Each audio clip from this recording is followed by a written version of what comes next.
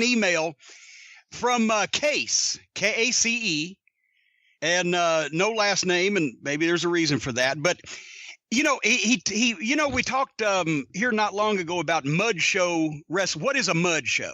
Right. Because people had heard me say some fucking mud show somewhere. And a mud show is some outlaw, independent, low budget, just bullshit show. And not even a low budget, good professional show. And there have been those, but a low budget, just a fucking bullshit show. That's a mud show, right? So Case, and this is kind of a longer email because he talks about the first wrestling show he ever saw was kind of an early mud show, etc. But he thought about what kind of characters that he might be seeing pop up at one of these mud shows and eventually on YouTube, because see, now that's, as I mentioned, that's the problem. It's not just you're just killing the business and jacking off and assing off in front of, 50 people in a fucking library somewhere or a Walmart. Because of YouTube now, everybody can see it. So you can't do bullshit wrestling without everybody seeing it and hurting the business, even though that's what everybody does. They do bullshit wrestling. Everybody sees it and hurts business. So anyway, because he wants these characters to pop up at Mud Show Championship Wrestling on YouTube, or possibly any of the actually existing promotions, because they do this, a female wrestler from Germany named Bubble von Pop. She claims to be so German, but speaks with no German accent, since that's like all hard and stuff. And she's an airhead who gets by on her looks. The Invisible Ninja. Hailing from Japan, Invisible Ninja is just that, invisible. No one assumes the role of ninja, and the audience is treated to a wrestler in the ring competing against what appears to be thin air. Of course, this is a variation on the old Invisible Man theory. When you wanted to make sure that the town would never host wrestling again and you had a grudge against the promoter, you might work with the Invisible Man. Well, anyway, the Invisible Ninja puts his opponents at an obvious disadvantage, because the only way to know when the ninja is going for a pin is when the wrestler, while lying down, lifts up one of his legs to indicate the ninja is hooking the leg. And Ninja arrives at Mud Show Championship Wrestling with an impressive resume from the Orient, including a victory over Kenny Omega. Then there's Joseph Boring, a white guy with black trunks, boots, knee pads, and shoulder pads, complete with short brown hair combed to the side. Joseph Boring lives up to his name by using extended headlocks, chin locks, and bear hugs, eventually inspiring the fans to yell "Boring," which Joseph takes as the fans digging what he does and goes slower. But meet the owner, promoter, booker, and main eventing world heavyweight champion of Mud Show Championship Wrestling, Russo Mansfield. Mansfield is quick to point out to anyone who will listen that all of this is just entertainment, but usually that entertainment will involve Russo going over in every main event. He's the first in-ring talent to score a win over the elusive Invisible Ninja, and has been world heavyweight champion since declaring himself as such at the start of the promotion. His abilities range from temporary hypnosis to invisible grenade atomic drops, which he no-sells because he's too hardcore.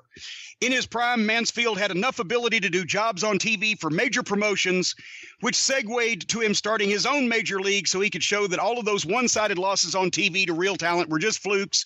And when people get mad at him for winning all the time, he gleefully reminds them it's all fake anyway. Now this is the kind of shit that the boys, all of us, me and the Midnight Express have done it. All the boys used to do in the car, especially on the way back from the show when somebody was drinking. Come up with stupid gimmicks and funny ideas and shit that you ought to do, right? And you get a laugh out of it, and then you get home and you go to bed and you sleep it off and you get up the next day and you go on about your business. Because we all knew that there was no way that if we ever tried to do any of this shit, we would be fired first. We would be beaten up by the other people in the locker room. There's no way that this could ever, any actually of it ever take place, which is what made it funny to us, right?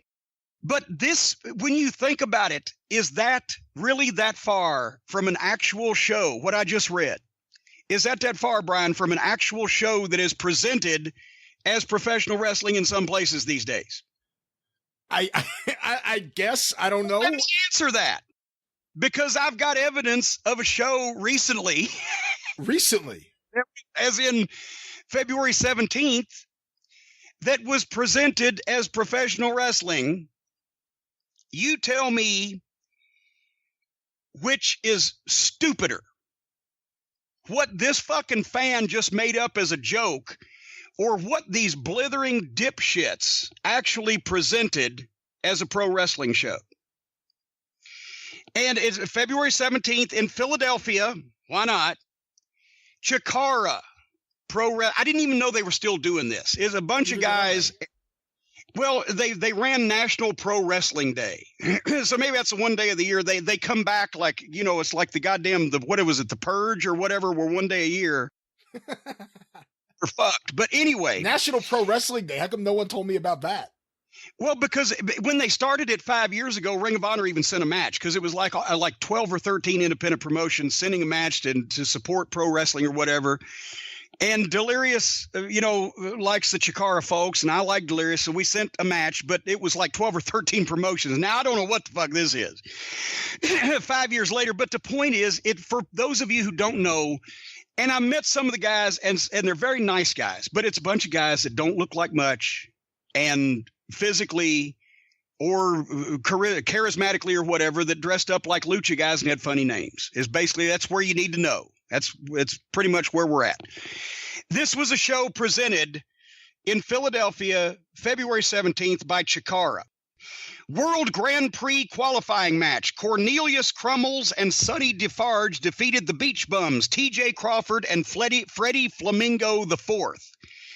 This match included a game of limbo using Crummels as the bar. Defarge cheated and had his partner suplex him for his trouble. I don't know what the fuck that a lot of this stuff is even talking about. They're talking about people named Travis Huckabee and whatever. Oh, Rory Gulak defeats Travis Huckabee. Now, boy, Travis Huckabee, there's a name that'll pass the name test that I've talked about. Why you say to Vince, will it pass your name test for the World Wrestling Federation Championship? WrestleMania. Stone Cold Steve Austin versus Travis Huckabee. Right? Okay. Next match, Officer Warren Barksdale defeated Clothesline Curtis, who was a guy in a mask. Ursa Minor in the Sky defeated the Proletariat War of Moldovia.